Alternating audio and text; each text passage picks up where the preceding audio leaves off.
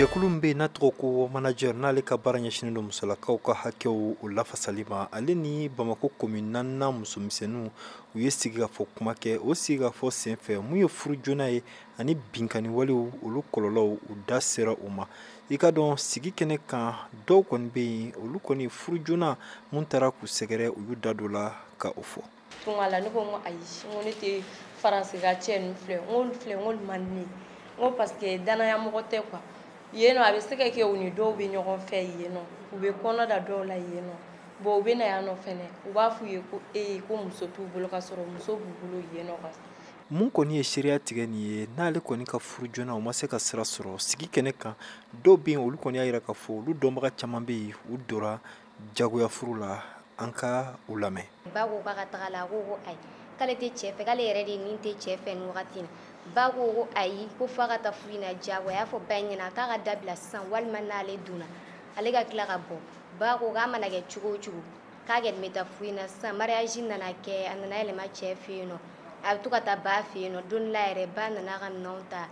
ka taga n'a ye parce que ba a bɛ to ka ba wele k'a fɔ quoi a tɛ cɛ in fɛ a b'a fɔ ba in ɲɛna ko cɛ tɛ wari d'ale ma cɛ tɛ wari d'ale ma ale ka dumuni kɛ quoi cɛ bɛna fo sufɛ de ale bɛ kɔngɔ to a yɛrɛ la fo sufɛ ba bɛ wari ci a ma. Walasa ka ni furu joona wale ninnu ka olu kɛlɛ ani binkani minnu bɛ yen o de y'a to mun ye jɛkulu in ye ko Home Manager olu wulila ka ni baara in ka sigi sen kan Tɛnɛ Samake n'ale ye Home Manager ɲɛmaa ye an ka a lamɛn. An ka barosigi kun bɛ an ka wulikajɔ dɔ de kɛ an bɛ ka wulikajɔ dɔ de kɛ n'ale bɛ ka kɛ phase 2 la an bɛ d'abord kelen kɛ internet sanfɛ ka sensibilisation kɛ ka information di internautes ma pour que u ka binkaniw tɔgɔ dɔn musomanin ni muso bɛ binkani minnu subi u k'o binkani ninnu tɔgɔ dɔn filanan fɛnɛ an bɛ baro sigi ka i n'a fɔ an ye mun kɛ bi ka taa communes na Bamakɔ yan nɔ ka taa musomaninw baro an bɛ kuma fɛn caman kan an bɛ kuma violence kan an bɛ kuma droit de la santé reproductive kan tout ça ka se ka musomaninw kunnafoniya u k'u ka hakɛ dɔn.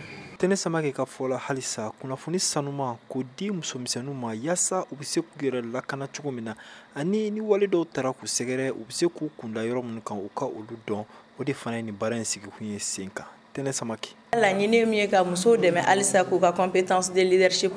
renforcer an b'a dɔn an bɛ wagati min na ko bi information bɛ fan bɛɛ fɛ mais information ɲuman bɛ sɔrɔ cogo di o de ye question donc an y'a lajɛ sisan k'an ka information nettoyer ka sɔrɔ ka trier ka n'a di musomaninw ma pour que halisa u k'a dɔn u ka hakɛ fan fɛ u k'a dɔn u ni mun ka kan o n'u k'a dɔn fɛnɛ u bɛ se ka mun ni mun kɛ k'u lakana an ka sigidaw la. Ni baara kofɔlen filɛ nin ye n'a bɛ ka kɛ bɔlɔlɔw sanfɛ ani lajaraw ye a bɛna kɛ kalo 1 kɔnɔna la Bamakɔ wa u bɛn'u senfa ka se Bamakɔ sigida 6 musomisɛnninw bɛɛ lajɛlen ma. Mohamed Daɲoko VOA tɔgɔ la